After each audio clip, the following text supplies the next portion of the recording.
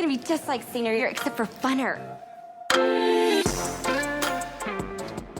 Hey everyone, I'm Kendra. And I'm Mercedes, and this week we're talking about the star-studded movie about the loveliest day of the year, Valentine's Day. By the way, happy Valentine's Day weekend to all the lovers out there. Whether you're single or in a relationship, we hope you have a wonderful Valentine's Day. But let's kick it off with the celebrity crusher of the week. Mercedes, who are you crushing on this week? Oh my goodness. So I feel like I briefly mentioned my crush on Nico Horaga in our last episode, but I Yes. want to really give him credit. So if you don't know who Nico Horaga is, since this is a Valentine's Day episode, Yes, exactly. he's a skater slash actor, and I just adore him. He's based in San Francisco. I love watching his skate videos. He has perfect hair, perfect face. He looks like just like a joy to be around. So yeah, he's my crush of the week. How about you? It's so funny, Mercedes. I feel like he's going to be your crush of the year. We should change the segment to who is your celebrity crush of the year. 'Cause you It's just gonna love be it. it's gonna be a challenge not to say him every week, Yes. but I'm trying my best. There you go. Drake. Drake is my Yes. everything, and it's such a problem because he keeps letting me down. But Drake is my celebrity crush of the week. I just did a road trip across Ireland. I'm currently in Westport, Ireland right now, and I did a road trip this morning. And I was just bumping Drake the whole time, just like this I guy. love it. Oh, even with a kid, I'm like, yes. He's my fellow Scorpio. I guess. Yes, exactly. And I think that's what it is. As a Taurus, I'm just attracted to Scorpios. But Mercedes, I want to know, what is your favorite Valentine's Day memory, just in honor of the this week's episode theme? Oh my goodness. So my favorite Valentine's Day memory has nothing to do with anything romantic, actually. It was Okay. Valentine's Day 2020, which is surprising to have a good memory from 2020, but it was a month before the chaos started. Yeah. And it was yeah, I spent the day with two friends who were visiting the city. I was in New York, and we took the whole day just like shop and hang out, eat cupcakes, whatever. And then later that evening, I went to the Village East Cinema, which is like one of my favorite movie theaters, and Okay. I saw Casablanca, and they show it every year on Valentine's Day. And this was my second time going, and this time I went with my two roommates who are two of my closest friends. And it was so exciting because I honestly don't think they had seen it before. So I was showing them this new movie, and then we went to Brooklyn for a Harry Styles Valentine's Day night. So and naturally, it was just One Direction Harry Styles dance party. It was so much fun. We were like, we need to, there were all these disco balls everywhere. So we were like, we need to buy a disco ball for the apartment. And we are like, yes, this is the best idea ever. And it was so much fun. And it just like, I don't know, I love Valentine's Day because of like the colors and like obviously rom-coms. Like it's just such a lovely day. And I just had the best friendship day. How about you? Do you have a good It sounds day like you had memory? a successful Galentine's Day. So that's It was lovely. it was great. It was great. How about you?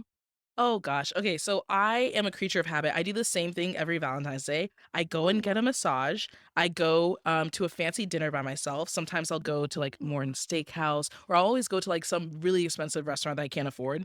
And then I take myself to the movies. So I spend Valentine's Day alone, but alone doing nice things for myself.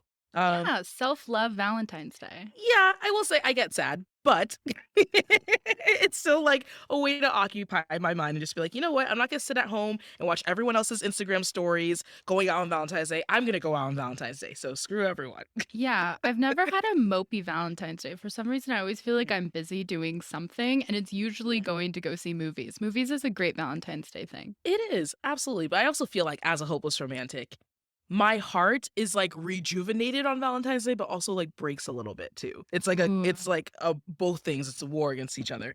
It's very interesting. All right, guys, we're going to jump into TLDR. This is where we recap the movie for anyone who has not seen it. This is available to watch on HBO Max. Now, this is your classic ensemble piece with so many big names. And as you suspected, this movie takes place in LA on Valentine's Day. And I'm just going to use the actors' names because it's not like you guys remember any of the characters' names anyways. So we're introduced to Ashton Kutcher, who plays a florist in the film, who wakes up in the morning and proposes to his girlfriend, played by Jessica Alba, who accepts, which seems to be a total shock to everyone in his life, especially his closest friends, played by George Lopez and Jennifer Garner. Now, what didn't come as a surprise was how hard Jennifer Garner, who plays a fifth grade teacher, falls for the handsome doctor, always the doctors, played by Patrick Dempsey. The day seems to be going completely smoothly, even with Topher Grace and Anne Hathaway waking up together in bed, and Bradley Cooper and Julia Roberts having their own little meet cute moment on a flight back to LA. And then all hell breaks loose when Ashton Kutcher learns that Jennifer Garner's new boyfriend is married. Oh. As the movie progresses, Ashton tries to find a way to tell Jennifer without hurting her, all while Jessica Alba is having second thoughts about their engagement until she ultimately decides to end it. But I feel like it's totally fine because the day isn't completely ruined, especially with Emma Roberts, who plays a high school student who is dead set on losing her virginity to her boyfriend, Hector Elizondo and Shirley MacLaine, who are set to renew their vows, and Jessica Biel, a publicist who just wants everyone to hate Valentine's Day as much as she does. To make matters worse, seemingly happy, Topher Grace and Anne Hathaway have a falling out once he learns that she's an adult phone entertainer, and Eric Dane, who is a pro football player, is basically like contemplating the end of his career. Worlds collide when we learn that Julia Roberts is the daughter of Hector and Shirley, who is also the mother of Edison, played by Bryce Robinson, who is nannied by Emma Roberts, whose boyfriend works at the restaurant where Jessica Biel is having her I Hate Valentine's Day party, where she starts to have feelings for Jamie Foxx, and we learn is also good friends with Jennifer Garner, who realizes she loves Ashton Kutcher, who longs to have the relationship that George Lopez and his wife had. And then Eric Dane comes out as gay, and he and Bradley Cooper are in a relationship. And then randomly, Topher decides that he needs to be more open-minded when it comes to Anne Hathaway's career. This plotline is a mess, so this TLDR was a mess, so thank you for bearing with me. But like I said, this is a star-studded cast, some honorable mentions, Queen Latifah, Taylor Lautner, Taylor Swift, Patrick Dempsey again, just everyone is in this movie. This is a 2010 film directed by the late, great Gary Marshall, who passed away in 2016, rest in peace. But he was also known for directing some of your favorites like The Princess Diaries 1 and 2, Never Been Kissed, Pretty Woman, Runaway Bride, and so much more. Now, Mercedes, I'm curious, like, what are some fun facts you have about this movie? Oh Because I have a lot. yeah. I'm excited to hear yours. I think there's a lot to critique about this movie. You know, Yeah. but I think it's also important to talk about how it is like an awesome cultural artifact of 2010. Like it is the sign of the times. It's an ensemble. All ensemble films like really highlight what trends were happening, who was famous at the time, like in a really specific way. We're seeing which celebrities were really popular. We're seeing which technology they had in 2010, what slang they were using, what the fashion looked like. So it's just like this great token of pop culture that's really special. Plus, we're seeing all of Gary Marshall's favorites. And a lot of these people aren't acting really anymore. Like Taylor Lautner hasn't been in a lot lately. Jessica Biel isn't really, she mainly produces now. Jessica Alba is really focused on her beauty brand, Honest. So you're not really seeing a lot of these people anymore like you did in the early 2000s, early 2010s. Yeah. So that's what I find special about this within all the cringe. So go off. Tell me all of yours. So I did not like this movie. I'm just gonna flat out say Yeah. that. I did not like this movie. I thought I mean, it was yeah. yeah, I thought it was just like really reaching. It was really trying to be like a Love Actually or another ensemble piece. It actually does it successfully. And this movie did not do it successfully. But I did think it was interesting, you know, just knowing Gary Marshall is the director of Princess Diaries 1 and 2. I just want to list all of the actors that are in the Princess Diaries 2 that are also in this movie. So obviously you have Anne Hathaway and Hector Elizondo, but also Charlotte from the Princess Diaries 2 is Ashton's co-worker at the floral shop. Okay. Did you also know that's Gary Marshall's daughter? Oh, it's his daughter. Yeah. I thought it was his wife. Oh, no. That's his daughter. Okay, Yeah. makes so much sense. Thank you, Mercedes. I was trying to figure that out because they had the same last name. I was like, hey, Marshall's like a popular last name, but I didn't know. Thank you for telling me. So Topher Grace goes to see a movie in the Hollywood Cemetery with a friend, and then that friend is part of like he's in the wedding scene in Parliament where he's like, you're not in Parliament, sit down. You know that line from the Princess Diaries 2? The guy behind the ticket desk at the airport who Ashton is trying to convince to, you know, get through the airport security is Mia's hairstylist. And then Jamie Foxx's cameraman who interviews Taylor Lautner and Taylor Swift during their track meet is Captain Kit Kelly, who is like the prettiest girl's riding in the day. Oh, he's the yeller. Yeah. I knew I recognized him. Exactly. And then also at the end when Jamie Foxx and Jessica Biel are kissing, spoiler alert, the woman sitting next to the camera guy is one of the, you know, the maids in the movie, the dancing and one. Brigitte. One, yeah. The dancing ones, the tap dancing ones. Yeah. So that's one of them. And then lastly, there's a girl in a wheelchair in the security line when Ashton leaves his shoes at security, and she's one of the princesses at Mia's sleepover. And I feel like only I would notice all this because I've literally seen the Princess Diaries 2 a million times. Oh, it's so good. It's so good. I also learned too that, okay, Julia Roberts makes bank, obviously, right? Because she's Julia Roberts. She made $11,952 for each word that she said in this Oh movie. my God. She said 251 words, which is about $3 million for this film. Shut up. Can you imagine? Imagine. To get paid Words almost be 12 grand for speaking words. literally. And then also, too, this is one of the largest ensemble casts in Hollywood history, which I think is really impressive because we've seen a lot of ensemble movies. You know, He's Just Not That Into You, Love Actually, but this is one of the largest ones. Like, so many heavy hitter names, and I just absolutely love that. And I also feel like this movie is one of the things that makes this movie special, if I could even say that, because there are a lot of things that be not very special, was the fact that this was a movie where Taylor Swift and Taylor Lautner met and gave us some of Taylor's best songs, like Back to December. Oh my God, yeah. That Taylor Squared played a huge, like, made such an impact on me as a middle schooler. Yeah? So important to me. I love, like, I watched this movie specifically to see them, like, be in love. Yeah. Oh, see them falling in love. That's so Yeah. amazing. It's just like watching like Step Up with Channing Eh, Tatum and Judd Oh, Dawn. yes. Yes, exactly. You get it. You get me. Get it. Exactly. All right, guys, welcome to Time Capsule. This is where we recall what we were doing at the time that this movie came out. So this was 2010, Mercedes. Where were you? What were you Oh doing? my goodness. So I was in 8th grade, and I actually do remember when I saw this for the first time. I Oh, yeah? never saw it in theaters, but that May of 8th grade, right at the end of my final Mhm. year of middle school, I had to get knee surgery because of a basketball injury, and I Oh, spent no. a whole week off of school. So my dad was like, "I'm gonna rent you 3 movies from Netflix, whatever you want, you get to choose." And I was like, "Okay." I'm choosing Valentine's Day, 500 Days of Summer, and Paper Heart. Oh, And wow. yeah, I basically it's a random collection of love, but I love them, and I basically just binged those on rotation for the whole week. And I remember having like going in and out of naps during Mm. recovery, and Valentine's Day was one of those DVDs that would just replay. Like, it wouldn't just go back to the menu. Like, if you didn't click anything else, it would just play again. So I kept waking up at the same scene of Jennifer Garner smashing that pinata. So Yeah. I think that I'm probably unintentionally like the audience member who has seen this movie the most, like, Wow. accidentally, Okay, just I'm because of impressed. that. Yeah. I'm also very impressed by the fact that you had surgery and you were in pain and you chose love to help heal your Always. pain. I love Always, that, always. Mercedes. What were you doing in 2010? So I was a senior in high school, and this movie came out in February, and that was around the time that I was waiting for my college acceptance letters. Oh So my gosh, yeah, such an exciting time. it was an exciting time, but also hard because I was just so done with school, Mercedes. I was like Mhm. wearing sweatpants every single day. I'd go home like for lunch when the school bell rang. I would just go home. I was just done. I didn't want to be at school. I didn't want to be around anyone. I was just like, get That me to college and get me senioritis. out of here. I'm just from a very small town, and I was just tired of the people and tired of being teased all the time. And so I had gotten this movie came out exactly a month before I found out I got into Syracuse, but I That's so never saw it. special. When I watched it for this episode, and that was my very first time seeing Oh, it. So I wow. wonder if I'd have a different reaction if I saw it back then.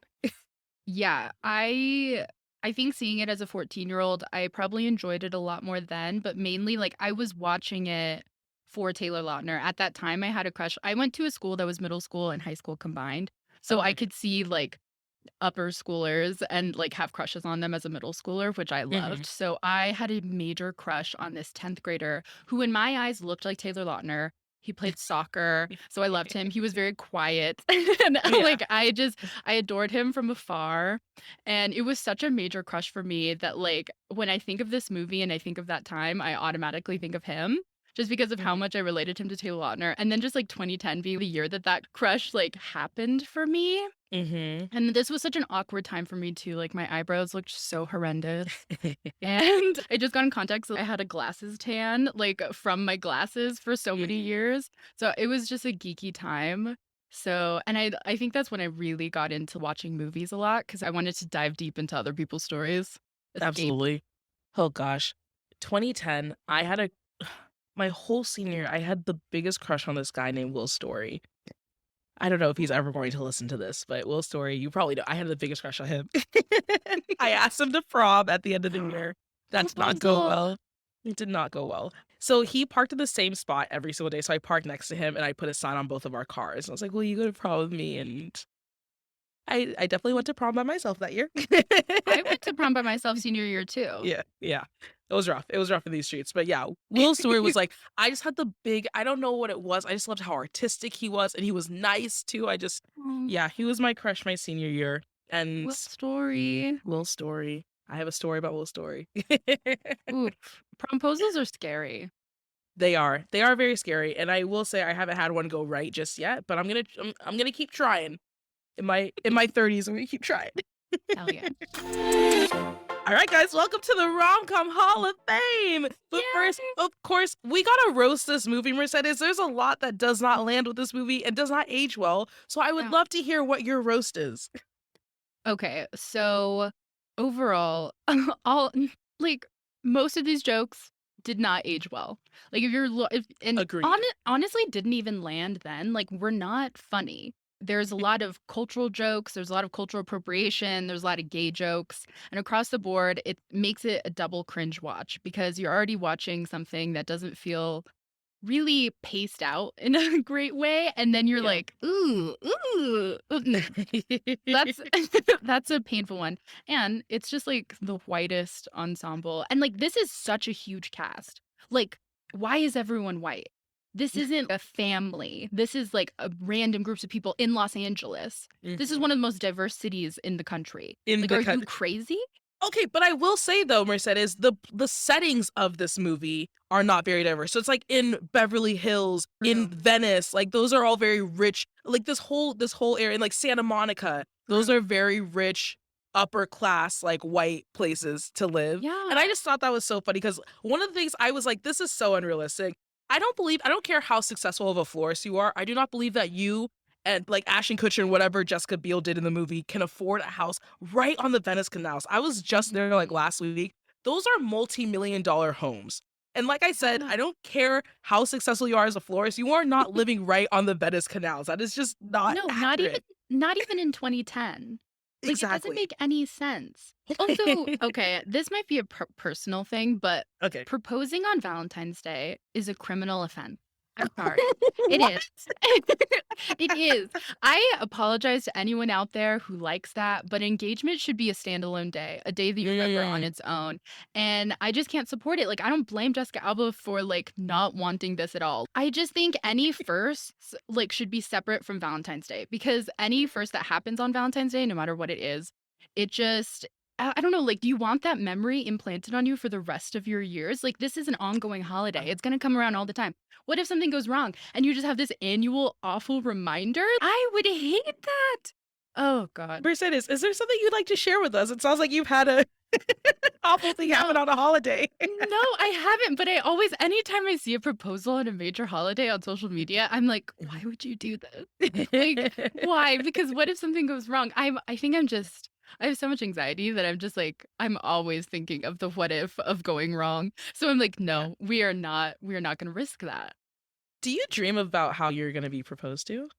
Yeah, I have a whole plan. Can I hear about it? Can you share?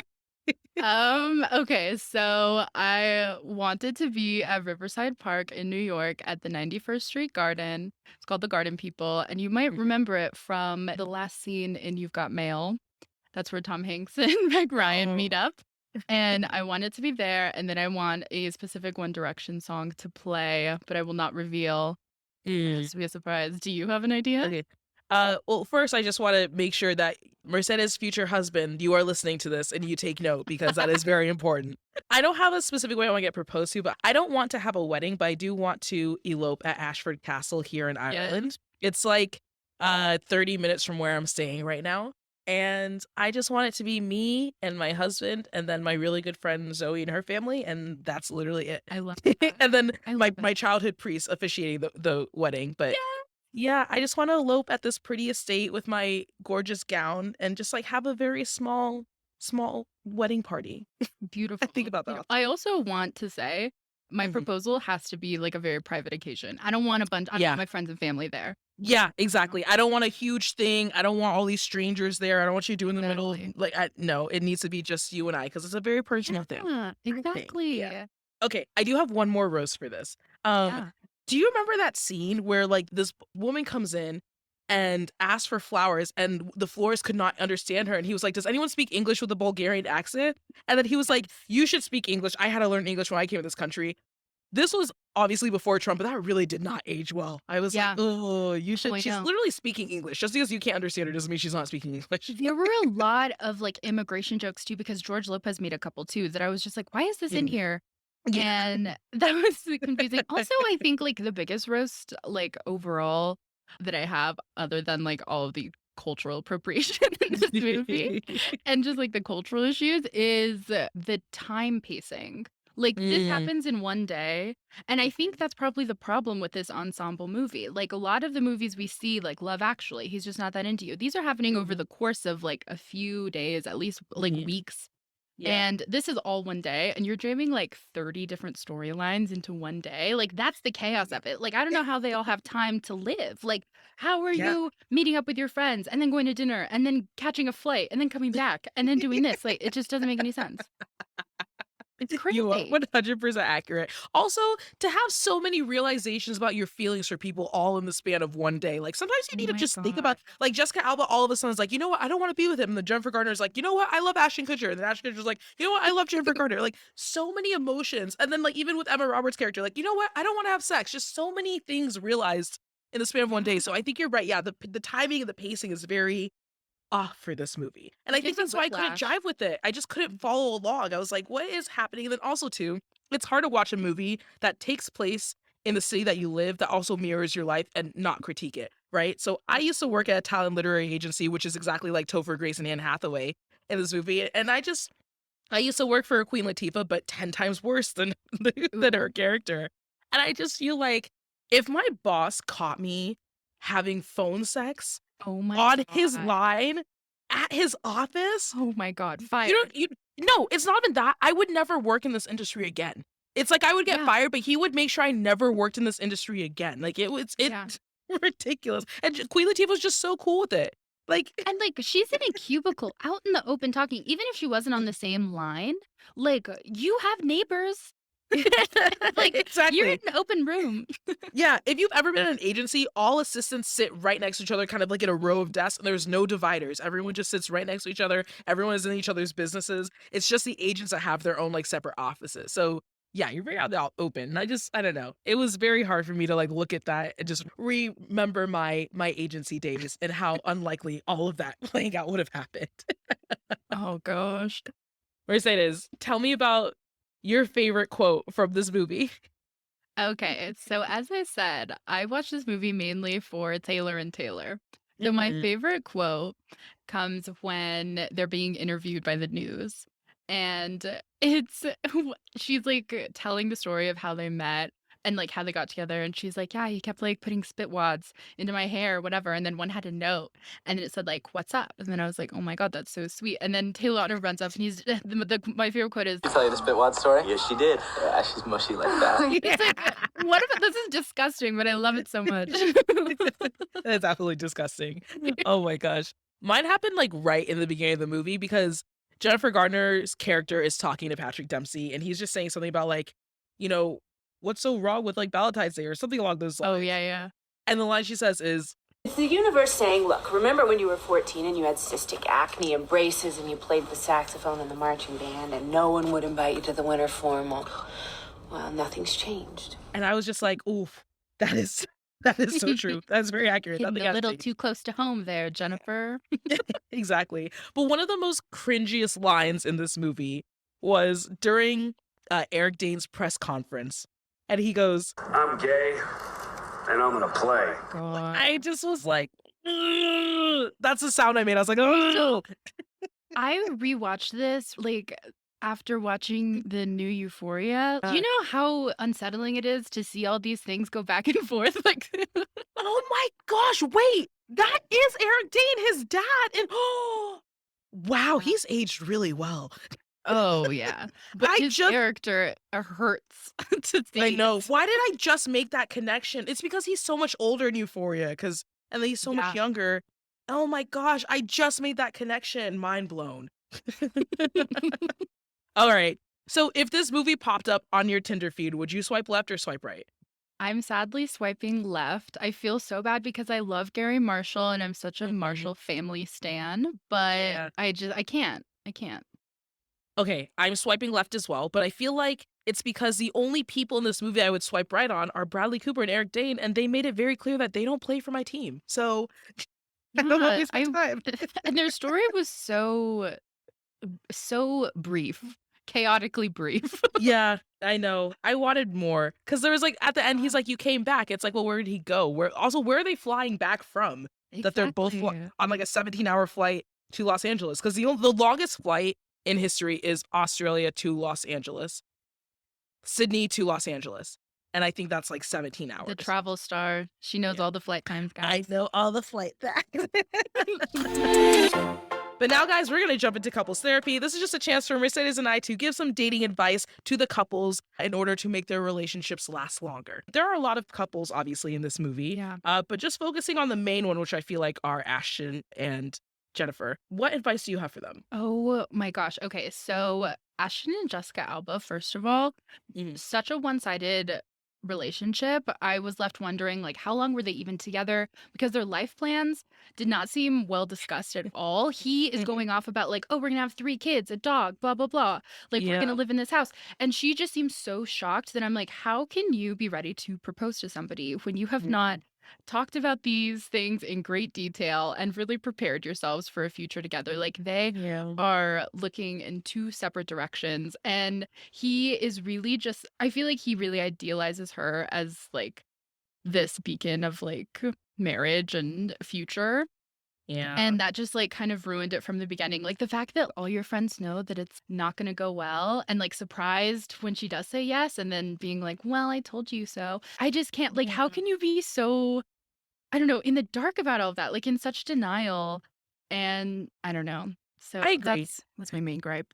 I just feel like if I were to give advice to Ashton Kutcher's character, it would be to learn to read the room. Like to learn to gauge someone's feelings and emotion. And I feel like sometimes that stems from a lack of empathy that mainly men tend to have. They just like to be kind of in their own world, in their own brain. And as someone who loves to fantasize, you really have to find a balance between fantasizing and coming back down to earth, right? So exactly what you were saying, Mercedes, about, oh, we're gonna have 3 kids and a dog and everything. It's like, okay, but when did you discuss that? Did you just decide that for both of you guys? Because it's not seeming like Jessica's path is the same as yours. And so Yeah. just want to make sure you learn how to like read someone's body language and read someone's like their tone of voice and everything, because you will understand them so much better. So my advice to Ashton specifically is to come back down to earth. Come join the rest of us over here. And then for Jennifer, I just feel like it's always so hard to know when to listen to your friends and when not to listen to your friends. But I feel like if one of your best friends is running through an airport to tell you that the guy that you're in love with is married, you need to listen to that friend, because that just seems like a lot of effort for them to go through just to do something in spite of you. And also you need to realize like your friends are not your enemies, and especially in this case, right? Ashton has no reason to try to sabotage her relationship. And it just seems like she's like, oh, I'm gonna go. No, you're wrong. That's not true. Why would he lie about that? Like, Exactly. It doesn't make any sense. Also, like, Yeah. she just stressed me out so much here. Mm. This whole movie, because she's all over the place. She has the busiest day out of anyone in the movie. She is teaching a whole class of children. She has time to visit Ashton Kutcher after like spending the night with Patrick Dempsey. And like, oh, they meet up like multiple times, her and Ashton. She has time to fly to San Francisco and back, which I know is not a long flight, but still, like going through security, like really, like all these Yeah. things. She sabotages Patrick Dempsey's dinner with his wife. She still gets to attend Jessica Biel's I Hate Valentine's Day party. Her student professes his love to her, and which is such a strange scene. And then like still has time to drive over and make out with Ashton Kutcher on a Venice canal. Like, are you serious? Like, where did she find the time? Yeah, I would say my advice for her is like use discernment. Honestly, in relationships, especially, you need to use good discernment. Like learn when to listen to your friends, when not to listen to them, but also just like really understand that the people around you are there and they love you and they're there to support you. And so Yeah. take everything that they say to heart. I feel like there's so much more advice we could give. I did Oh, want to add yeah. one more thing about Emma and Carter, I just feel like I'm really happy that Emma decided that she wanted to wait to have sex with her boyfriend. And I think my advice for her would just be like, always follow your gut. If something doesn't feel right, don't do it. Don't do anything out of Definitely. pressure. If you can help it, don't do it. Don't act out of pressure. Don't force anything, especially when it comes to love. It should be special. It should be natural. So I just hope that she continues to use her voice in her future relationships. Yeah, and an experience like that, the main priorities are that you're comfortable and that you're safe and that it's consensual. So, like, those are Yes. the main things that you need to be reminded of. And if at any time you feel unsure, you nix Mhm. it. So that was really good for her to be like aware of those emotions. Yeah. Also, I do want to say a positive that I do really kind of like Jessica Biel and Jamie Foxx's love story here because I think there's something so endearing about two cynics finding love on Valentine's Day because they're both bonded over like being grouchy workaholics and Mm. then something really sweet comes out of it that I think is actually like really pure and like precious and Mhm. it's something that like you don't see coming because I think a lot of like Valentine's Day hater storylines can be like they actually accidentally fall like end up falling for like someone who's like so romantic Mhm. and here it's like two people who truly hate the holiday falling in love and I'm like that's sweet. And I mean it's not like a really etched out arc but it Yeah. is like cute to see.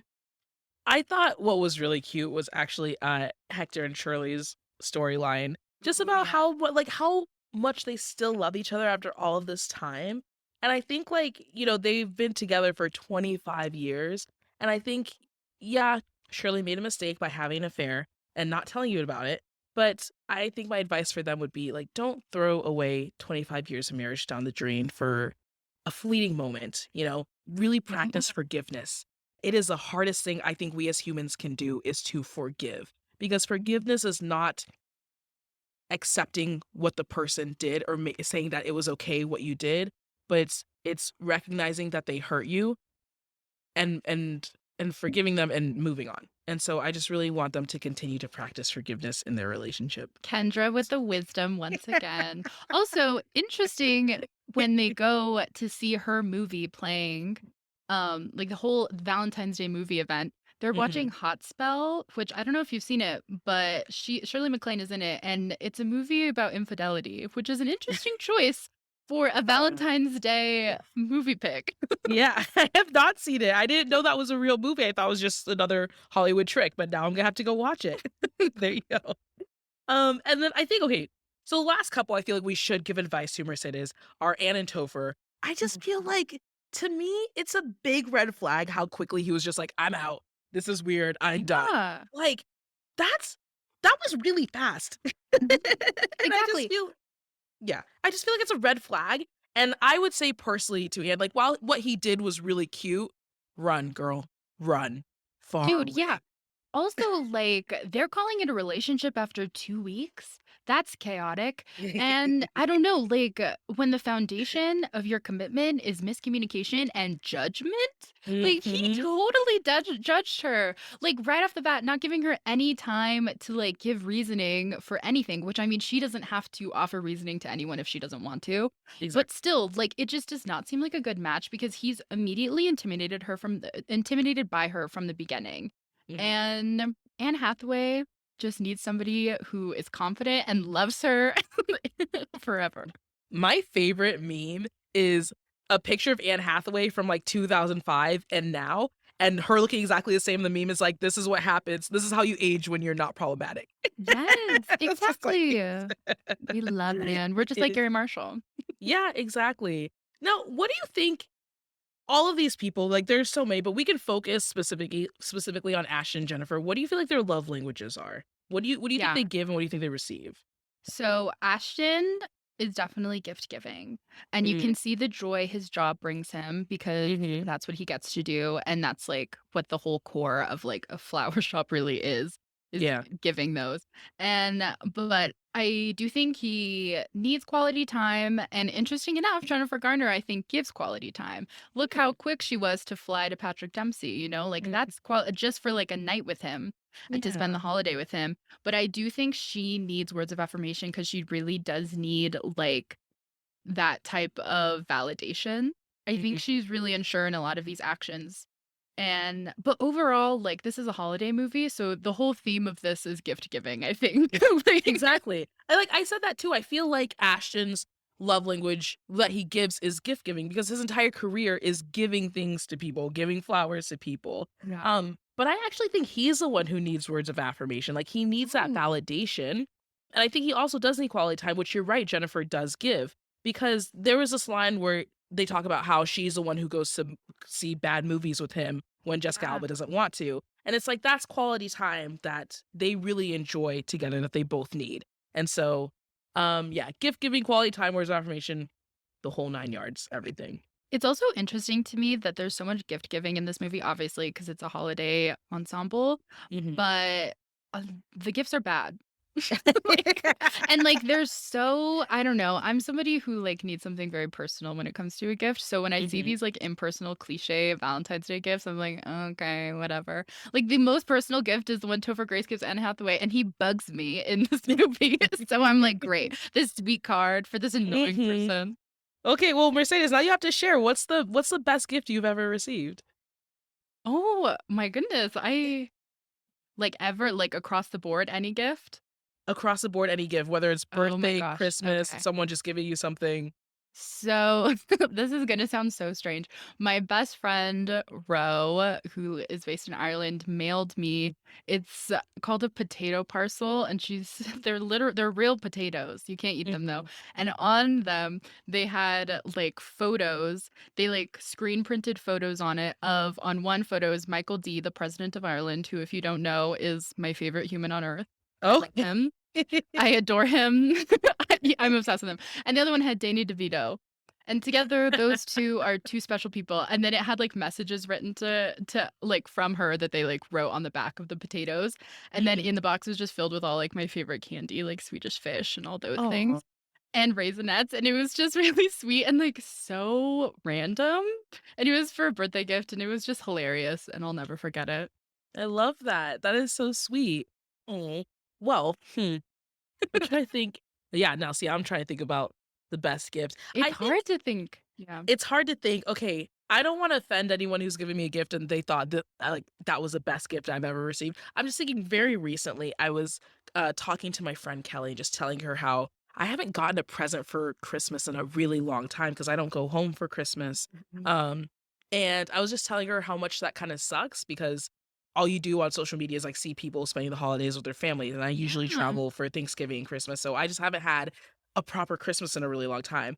And she was like, "Oh, well, Kendra, I got you a present." She gave me this whole goodie bag with like mask and facial scrubs and a Mhm. candle, like a head scratch and all this stuff. It was just all really nice. And I almost started crying because I was like, gosh, I really haven't gotten a present in a really long time. This is so nice. That is so I sweet. know. See, that's what I'm saying. Like, gifts should be so personal, and Mhm. they make them so much more special that way. Exactly. Well, I love that you didn't like Topher's gift to Anne because I feel like we already know they're not going to last for 5 years. Yeah. And I feel like when we're thinking about couples who last for or like where is a couple in 5 years, I think it's easier to talk about who is still going to be there because I don't see anyone else except for Hector and Shirley lasting 5 years. Them and George Lopez and his nameless wife, they're the only ones.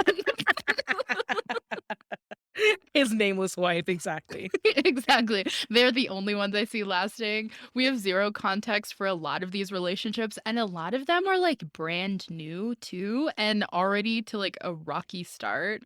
And like maybe Bradley Cooper, but still, I don't know there, but who knows?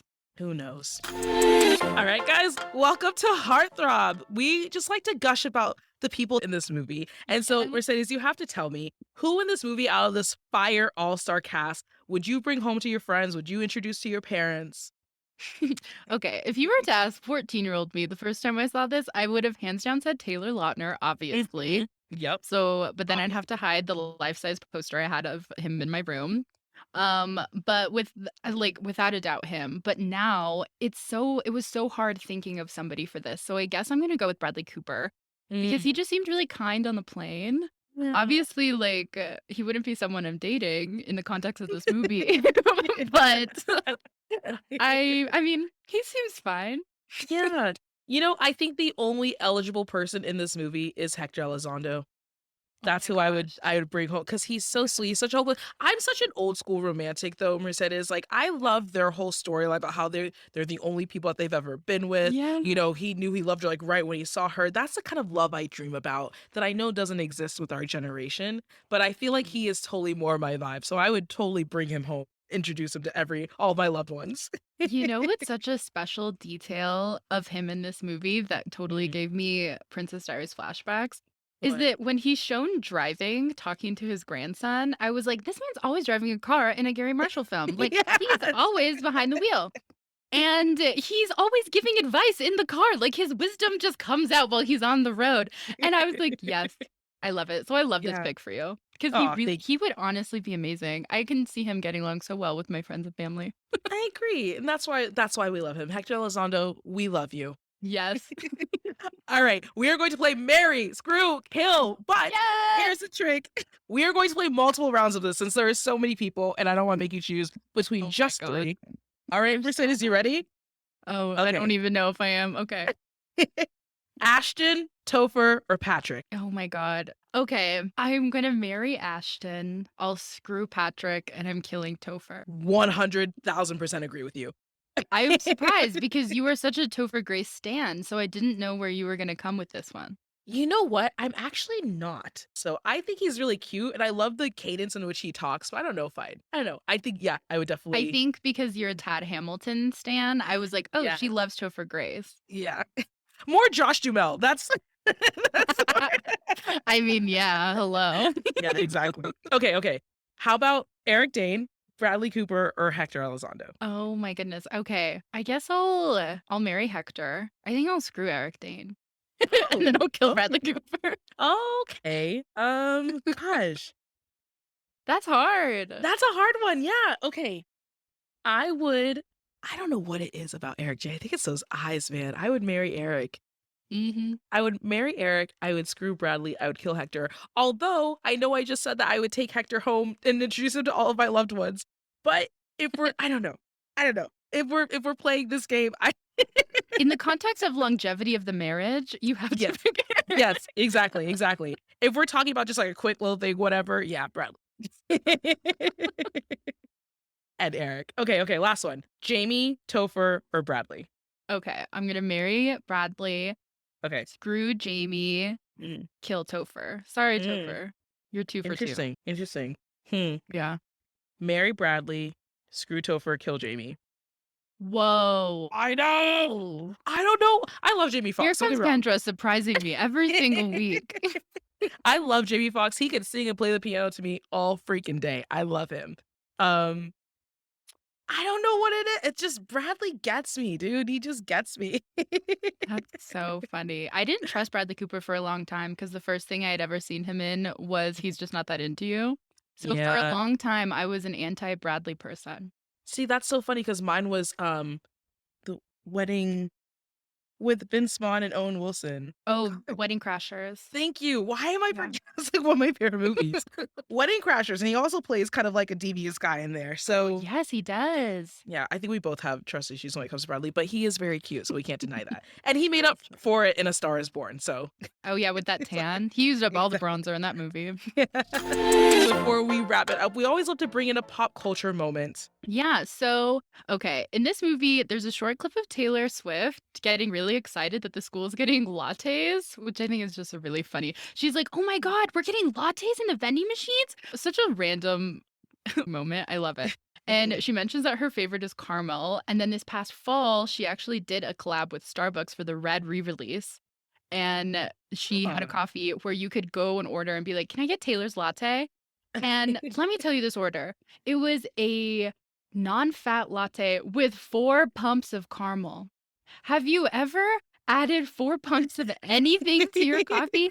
In a grande. This is Does it not taste like a good? venti. This is not a Trenta.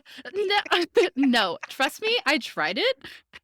Oh Also, non-fat. Like, I am a dairy-free girl, so this Yeah. was stressful all around. It was so sweet. I was like, I'm gonna get a cavity from this. Like, there's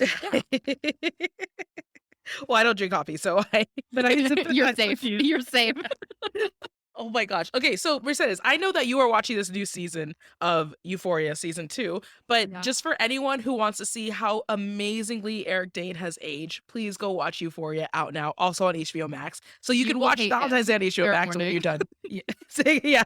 When you're done watching Valentine's Day on HBO Max, you can go watch Euphoria and see him there. What a double feature. Exactly.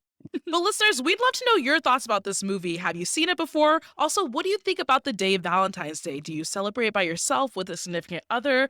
Is it a day that you look forward to, or do you loathe it? Make sure to slide to our DMs at Meet Cute. Again, I'm Kendra. You can find me on Instagram and TikTok at Ken10Hollywood. Yes, and I'm Mercedes. You can find me at MercedesGB11 on Twitter, IG, and TikTok.